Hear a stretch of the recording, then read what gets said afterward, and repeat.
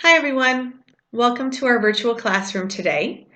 Today we're going to start the lesson by talking a little bit about advertising and vocabulary associated with advertising. Here behind me you can see a few words. I hope you can see them okay. Brand is our first word, logo, slogan, jingle, and product.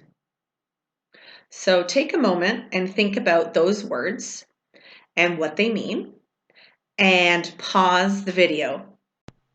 When you finish thinking about it, come back and we'll talk about the definitions.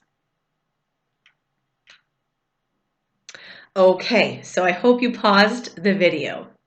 Let's talk about the first word we have, brand. What is a brand? Well, it's a type of product that a company has, and it has a particular name or design. Logo. Logo, of course, is a small image that represents the brand, and it is the official sign of the company or the organization that owns it. Slogan. A short phrase that is used to advertise a product. So let me throw one at you. Nike. Can you tell me what the slogan for Nike is? Can you think of it? Just do it, right? Let me think of another one. McDonald's. What is their slogan? Right. I'm loving it. I'm sure everybody knows that, and I'm sure all of you said that. Jingle. What is a jingle? It's a little song that is used in the advertisements of that company or that brand. If we think of one that's in my head normally when I go to the supermarket, I shop at Mercadona. What's the jingle? Mercadona, Mercadona, right? I bet you're going to be singing that for the rest of the day now. You're welcome. And finally, the product, right? It's something, the object, that is grown or made or produced in a factory, and normally in large quantities, and it's sold whether domestically, if it's a local product, a national product, or sometimes an international product. Okay, so I'm going to now show you a few products that I have here. Some of them are maybe more popular than others. I've noticed that I don't have a lot of the typical name brand objects in my home. So let's have a look. On page 74 in your book, it talks about brand names. And I want you to think of brand names for products that you use. Think of food products, think about beauty products, or any type of products that you use every day. Why do you think the company decided to use this name specifically and not another name? Again, there's no right or wrong answer here specifically, but I want you to think about it, okay? In the meantime, I'm going to show you some products that I had around here, as I said before, and we can think about the names of the company, right? So this happens to be a Spanish brand, right? I don't know if you can see it. La Vieja Fábrica, right? This is some jam or jelly. And I don't know, why do you think the company used this name specifically? I don't know. For me, old, right? The old factory. That means old is good. Homemade recipe, possibly traditional. Maybe this is why they went with that. Again, I don't really know why, but that's my perception. All right, here's another one. What's this? When your mouth smells really bad, your breath smells really badly, right? You don't have time to brush your teeth, maybe. You want to use some mouthwash. Okay, and this is called lacer, right? Or, as I would say, lacer, which makes me think of laser. And what does a laser do? Well, it destroys everything in its path. Hopefully, only the bad things in this case. But for me, that's my perception. I don't know if that's true. It could be just a name. Could be. Right. Here's another one. This is a hair product that I use on my daughter's hair.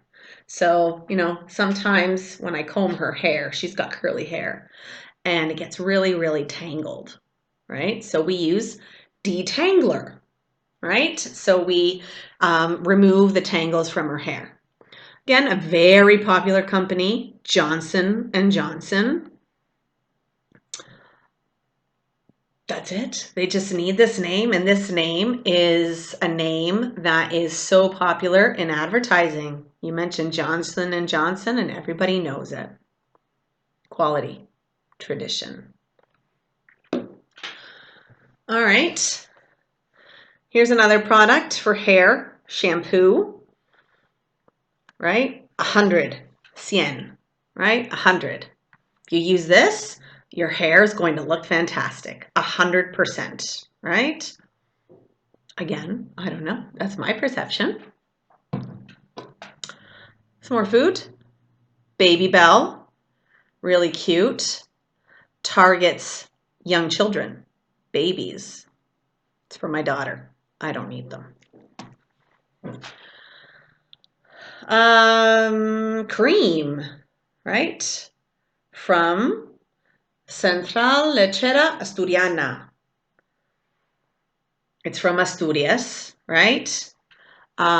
Maybe the milk from Asturias and the dairy products from Asturias are very, very good, hence the name. Again, not sure. And finally, Kellogg's Corn Flakes. Why this name? Well, probably the ingredients, obviously, that's one thing. But why Kellogg's? I actually checked out this, and I found out that this was the surname of the creator of the company, and this was his signature. And this is a signature that he's used forever, and so they decided to put it on the box as a sign of quality. It's interesting when you actually think about it. If you have time, you can do some research about the products that you thought about, the products that you use, and see if you can find any interesting information, and we can talk about it in class next time. Okay, so let's continue on with page 74. Sorry, my phone just fell. I'm back. Page 74, activity 2, right? Or sorry, activity 3. I want you to read the first 2 paragraphs of the article and the paragraphs A to G that were removed. Look at the reasons a student gave for correctly choosing one of the missing paragraphs. Which of the missing paragraphs is the student referring to? All right, so let's look at the reasons. The first paragraph ends with a question about what to call a car, and the missing paragraph gives advice about choosing a name. The following paragraph also mentions things to consider when choosing a name. All 3 paragraphs address the reader directly using the second person. So again, read the first 2 paragraphs. What paragraph from the options A to G do they choose?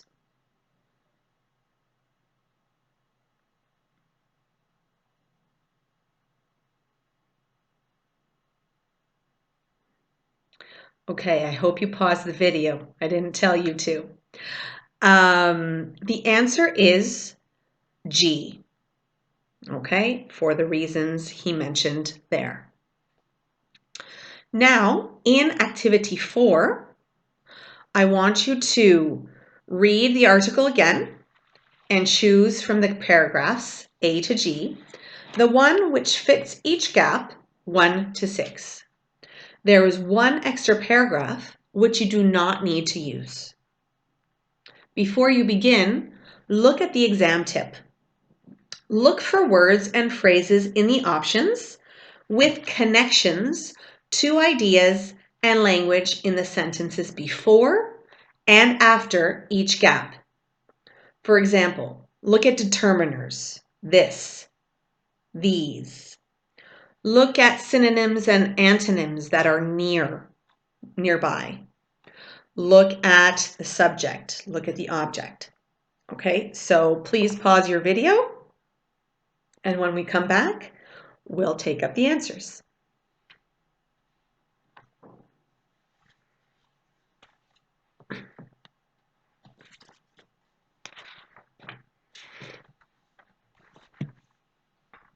Okay, welcome back. Let's take up the answers then. We discussed that number 1 was G, number 2, B, number 3 was D, number 4 was F, 5 was E, and 6 is F. So we'll go over the reasons why. I'm going to read you the answers or the reasons why, okay? And then hopefully that will help you if you got the answers incorrect. Okay, so 2B, well, it refers to the study in paragraph B, right? And it refers to the study in the second paragraph. And the linker, in fact, at the beginning of the third paragraph, introduces more evidence in support. Okay?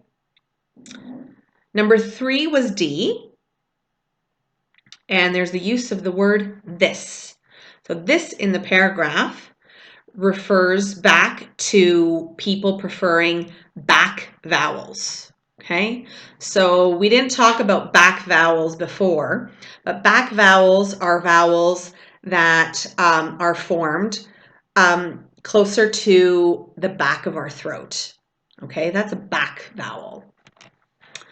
And it also, the fourth paragraph, they in the fourth paragraph refers to the researchers. Number 4, so is the linker. That's important here.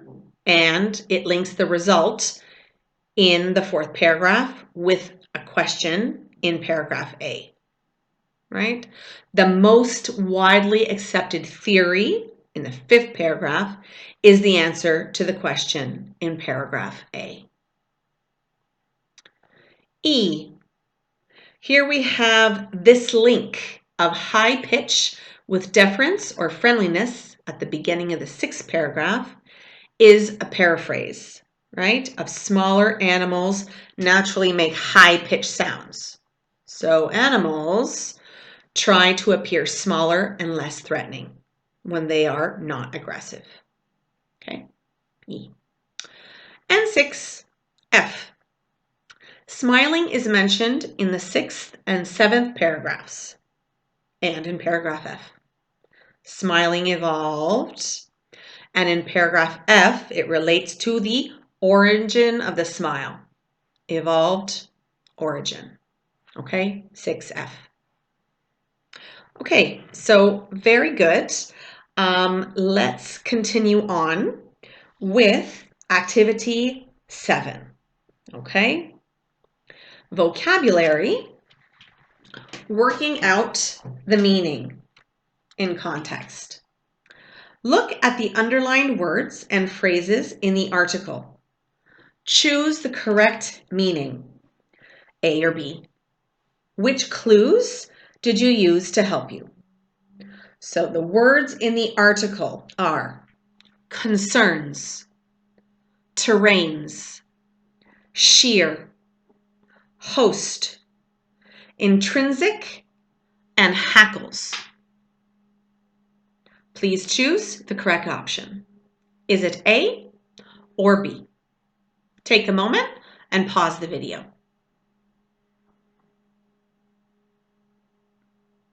Okay, we're back. Let's look at the correct answers. Concerns. What did you choose for concerns? A or B? B. Worries. Something concerns you, something worries you. 2. Terrains. Surfaces. You can drive on a rough terrain. It's not smooth, it's rough. It's a rough surface. 3. Sheer. This one might be difficult. Absolute or translucent. It can mean both, obviously. In this case, absolute. Absolute. 4. A host. A host of options. A multitude of options. A presenter of options? No. Multitude. Number 5, intrinsic. Did you choose inherent or hidden? Inherent is the correct answer. A. And finally, 6, hackles. What did you choose? Hair or teeth? Hair. What normally happens when you see a dog or a cat scared, afraid, right? Frustrated. The hair on the back of its back, right, rises. It goes up. He hackles. Okay? Very good. All right, let's go to page 76, the collaborative task and discussion. We're going to go on to activity 1. There are 2 pictures at the top of your page, right? If you don't need it, don't buy it. And consume less, live more. What do you think they're trying to say about advertising and its effects? How useful do you think anti-advertising slogans like this are? Okay, so we obviously can't do this as a speaking activity. I can speak and speak, but you can't. So I would actually like you to write down the answers, okay? And you have my email address. You can send me the answers via my email address. In number 2, you have some phrases to look at.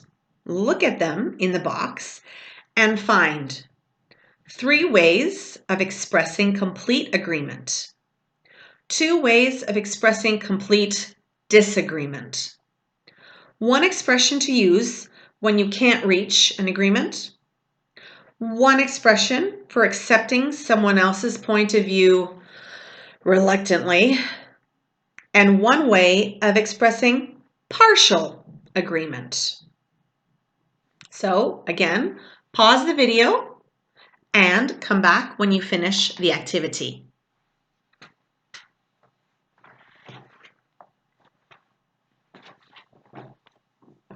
All right, are you ready? Number 1, 3 ways of expressing complete agreement. Absolutely. Indeed it is. I couldn't agree more. 2 ways of expressing complete disagreement. I'm afraid I just don't see it like that at all. Surely not. 1 expression to use when you can't reach an agreement. We'll just have to agree to differ. One expression for accepting someone else's point of view reluctantly. I can't argue with that, but... And finally, one way of expressing partial disagreement. That's not quite the way I see it. Okay, very good. So activity 3, unfortunately, I don't have the audio with me, so we'll have to bypass that activity today. But look at number 4. You have an example of the task. How effective would these ways of promoting fashion products be? I know we all love fashion girls, right? Using social networking sites, making a cool promotional video, sponsoring music festivals, using celebrities in print advertising, and giving free samples. Okay, so do the exam task and write it down, please. Disadvantages, advantages, okay, of all the options that you have and how effective you think they would be. And then activity 5, decide which method would work the best. Okay, please write your answers down, send them to me at my email address, and I hope you have a good day. We'll see you again soon. Bye.